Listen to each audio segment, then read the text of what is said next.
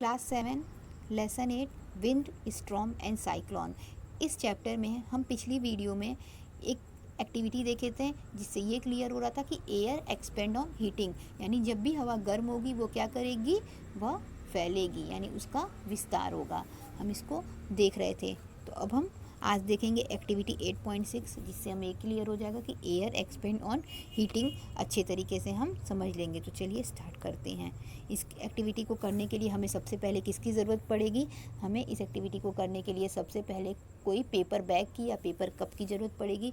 हम paper bag और paper cup ले लेंगे और उसे इस तरीके से इन्वर्ट करके, यानी उल्टा करके उसे हम एक स्टिक में टाई कर देंगे, यानी उसको हम लटका देंगे इस तरीके से, जैसा कि इसमें दिखाया गया है। इस तरीके से हम इसको क्या करेंगे, इसमें लटका देंगे। उसके बाद से क्या करेंगे, यहाँ पे बीच में एक और थ्रेड लगा देंगे और इसको क्या कर लेंगे, बैलेंस कर लेंगे। बैलेंस करने का मतलब क्या हो, ये एकदम से सीधा हो जाओ। इसके बाद से क्या करेंगे कि जो पहले वाला लगाओ या दूसरे वाला, किसी एक के नीचे हम क्या रखेंगे, किसी एक के नीचे हम कैंडल जला देंगे। तो कैंडल जलाने से क्या होगा, कैंडल जलाने से इस स्टिक में क्या आने लगेगा, डिस्टर्बेंस आने लगेगा। क्यों? क्योंकि इसके पास की जो भी एयर होगी वो क्या होगी, गर्म हो जाएगी और ऊपर उठने लगेगी। तो जैसे ही ये ऊपर उठने लगेगी तो क्या होगा, जैसे ही यहाँ से ये एयर ऊपर जाएगी, ये भी क्या होने लगेगा, ऊपर जाने लगेगा। जब ये ऊपर जाने लगेगा तो ये क्या होगा, यह नीचे आ जाएगा। तो इस तरीके से क्या हो जाएगा, यह स्लाइड हो जाएगा, ये तिरछा हो जाएगा। तो इससे हमें क्या पता चलता है कि एयर जो होता है वह गर्म करने पे फैलता है, क्योंकि जैसे ही यहाँ जाएगा इसमें एयर भरने लगेगा। जैसे इसमें एयर भरेगा ये क्या होने लगेगा, ये इस तरीके से ऊपर की तरफ उठ जाएगा, क्योंकि ये पेपर का है। और उसके बाद से क्या होगा, यह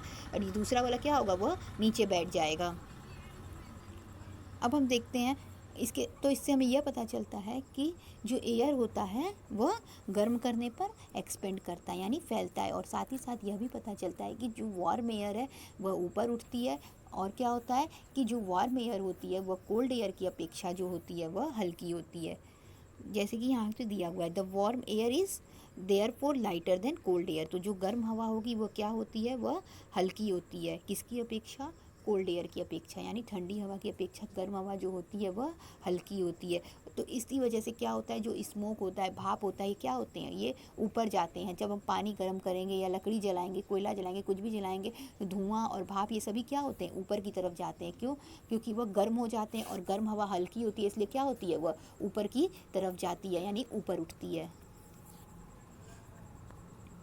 wind currents are generated due to uneven heating on the earth. Wind current generate होता है अर्थ के अनइवन हीटिंग की वजह से। तो अब हम इसको समझेंगे कि अर्थ का अनइवन हीटिंग क्या होता है, किस तरीके से अर्थ गर्म होता है, इक्वेटर क्या होता है, पोल क्या होता है। सबसे पहले ये समझेंगे, उसके बाद से हम इसको देखेंगे कि अनइवन हीटिंग क्या होता है। तो देखिए इसमें क्या होता है, ये हमारा क्या दिया हुआ है, ये हमारा अर्थ बना हुआ है, ये हमारा अर्थ का डायग्राम है ना। ये वाला जो इसके बीच का पार्ट होता है, ये हमारा अर्थ हो गया, जैसा कि डायग्राम में दिया हुआ है। इसके बाद क्या होता है, ये और ये क्या होते हैं, ये दोनों पोल होते हैं, ये पोल होते हैं। एक नॉर्थ पोल होता है और एक साउथ पोल होता है। और ये बीच में क्या होता है, ये बीच वाला एरिया हमारा इक्वेटर का होता है। किसका होता है, इक्वेटर का होता है। और सन कहाँ होता है, यहाँ होता है।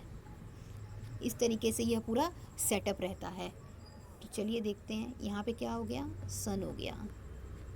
तो सन की रेस सबसे ज़्यादा कहाँ पड़ेगी, सन की रेस सबसे ज़्यादा कहाँ पड़ रही है, सन की रेस सबसे ज़्यादा पड़ेगी इक्वेटर पे। सन की रेस सबसे ज़्यादा इक्वेटर पे पड़ेगी। तो जब जब जहाँ पे सन की रेस होगा वो एरिया कैसा होगा हमारा, सन की रेस सबसे ज़्यादा पड़ेगी इक्वेटर पे। और जो सन के पास का जो एयर होगा वो कैसा होगा, गर्म होगा। और ठंडा इलाका कौन सा होगा, ये पोल वाला जो एरिया होगा वो कैसा होगा, यह कोल्ड होगा। यह दोनों एरिया कैसा हो जाएगा, यह कोल्ड हो जाएगा। यहाँ पे एयर कैसा होगा, कोल्ड एयर होगा। और जो सन इक्वेटर के पास का एरिया होगा वहाँ का एयर कैसा होगा, वह हॉट होगा।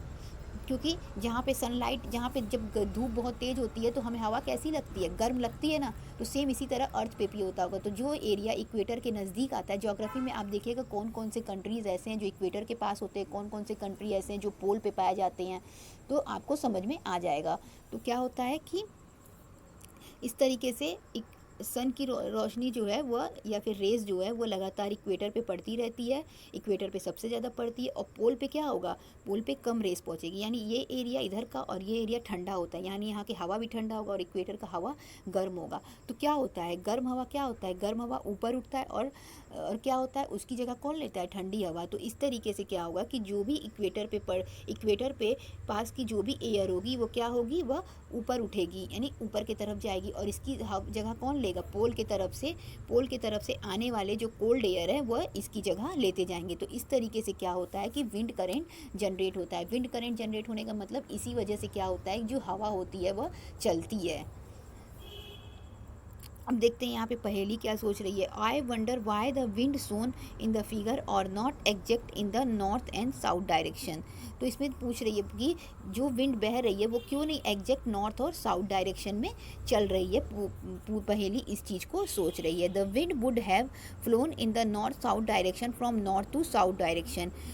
जो विंड है वह नॉर्थ से साउथ की तरफ चल रही है। ए change in direction is how ever cause by rotation of earth. और ये चेंज किस लिए होता है, यह चेंज अर्थ के रोटेशन की वजह से होता है। जो अर्थ होती है वो क्या होती है, वो भी अपनी जगह पे घूमती रहती है। इसी रोटेशन की वजह से जो एयर भी है उसमें भी उसके भी डायरेक्शन में चेंजिंग होती है।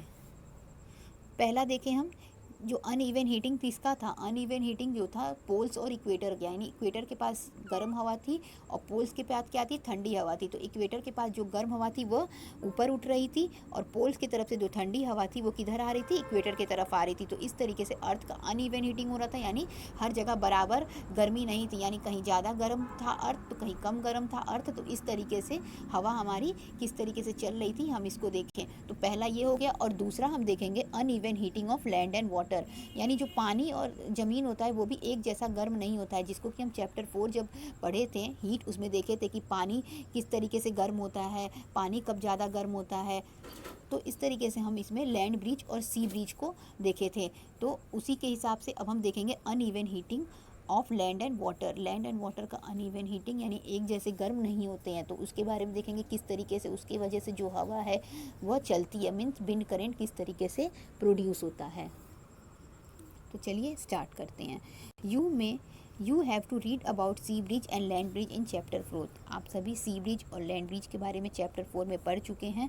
अब देखते हैं। In summer near the equator the land warm up faster and most of the time temperature of land is higher than the water in the ocean. गर्मियों में ज़्यादातर क्या होता है कि जो एरिया इक्वेटर के नज़दीक होते हैं वहाँ पे जो होता है, वहाँ की जो ज़मीन होगी वो क्या होगी, बहुत जल्दी गर्म हो जाएगी। इक्वेटर के नज़दीक होगी, इसका मतलब क्या होगी, वहाँ पे सन रे सबसे ज़्यादा पड़ेगी, तो वहाँ की जो ज़मीन होगी वह बहुत जल्दी गर्म हो जाएगी। And most of the time temperature of the land is higher than the water in the ocean. और कभी कभी वो ज़मीन इतनी ज़्यादा गर्म हो जाएगी जितना ज़्यादा समुद्र का पानी गर्म नहीं रहेगा, यानी पानी से ज़्यादा क्या गर्म हो जाएगा, ज़मीन गर्म हो जाएगा। The air over the land gate heated and rises up.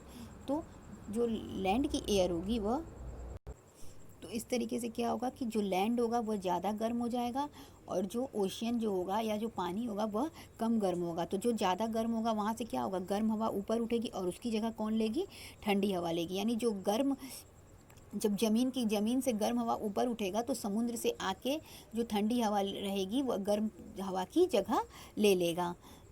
This cause the wind flow from ocean toward the land. तो इस तरीके से क्या हुआ कि ओशियन से क्या था, वह हवा चली और किधर आई, यानी ओशियन की तरफ से किधर आई, लैंड की तरफ क्या, यानी क्या हुआ, कोल्ड एयर जो था वह किधर आया, वार्म की तरफ आया। तो इस तरीके से जो हवा चली वो किधर से चली, कोल्ड से हॉट की तरफ चली।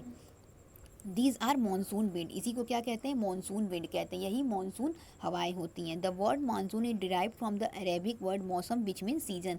जो मानसून वर्ड है वो एक अरेबिक वर्ड से लिया गया है, मौसम से, जिसका मतलब होता है सीजन। सीजन मतलब भी क्या होता है, मौसम होता है।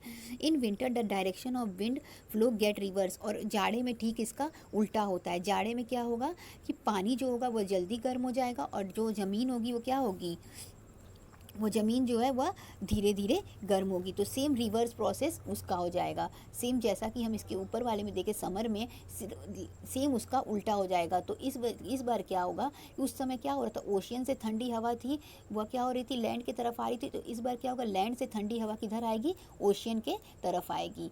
तो क्या होता है, वार्म एयर जब ऊपर उठता है तो उसकी जगह कौन ले लेता है, कोल्ड एयर ले लेता है।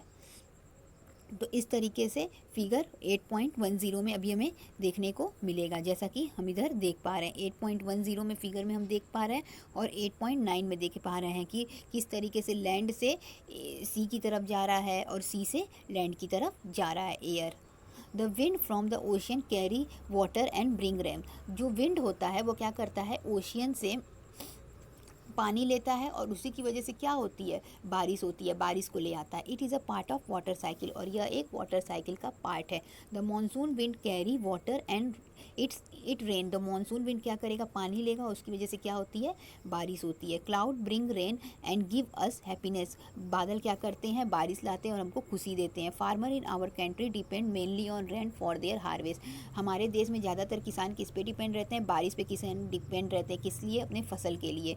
There are many folk song associated with cloud and rain.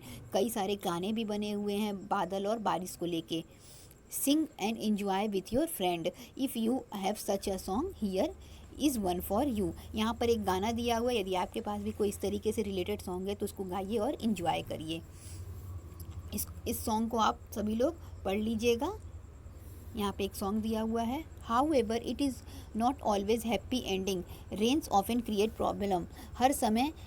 हर समय बारिश का होना कोई अच्छी बात नहीं है, कभी कभी यह प्रॉब्लम भी क्रिएट कर सकता है। बारिश हो वो तो अच्छा है, लेकिन कभी कभी बारिश बहुत ज़्यादा होती है तो वो बाढ़ का भी रूप ले लेती है, तो यह अच्छा नहीं होता है, वह एक प्रॉब्लम भी क्रिएट कर सकता है। Can you list some of problem, तो क्या आप उसमें के कुछ प्रॉब्लम को बता सकते हैं। You can discuss the causes of solution of the problem with your teacher and parents. तो इस तरीके का कोई प्रॉब्लम यदि आपके पास है तो उसका सोल्यूशन आप अपने टीचर या पेरेंट्स से मांगिए। अगर इस तरीके के कोई आपके दिमाग में आता है कि बहुत ज़्यादा बारिश से क्या होगा, तो उससे कुछ प्रॉब्लम हो सकती हैं, क्या क्या प्रॉब्लम हो सकती हैं, उसका क्या सोल्यूशन हो सकता है, इसके बारे में आप सभी लोग सोचिएगा। In nature itself, there are a certain situation that sometimes create disaster and pose threat to human, animal and plant life. हमारे नेचर में कभी कभार अपने आप से कुछ ऐसी सिचुएशन आ जाती है जिसकी वजह से काफ़ी विपदा आ जाती है, आपदा आ जाती है, जिसकी वजह से कई सारे जानवरों को, पेड़ पौधों को, इंसानों को, हम लोगों को, जन धन की, हर चीज़ की बहुत हानि होती है, जिसे कि प्राकृतिक आपदा कहते हैं, और ये प्राकृतिक में अपने आप स्वयं से आ जाती है। लेट अस स्टडी ऐसा situation thunder storm and cyclone. तो इस तरीके से हम दो तरह के सिचुएशन के बारे में पढ़ेंगे, जिसमें दिया है थंडर स्टॉर्म और साइक्लोन। इन दोनों को पढ़ेंगे और समझेंगे कि ये दोनों डिजास्टर किस तरीके से आते हैं और किस तरीके से, क्या रीज़न है कि यह जो हैं हमें परेशान करते हैं, हमारे लिए इतनी तबाही कर देते हैं।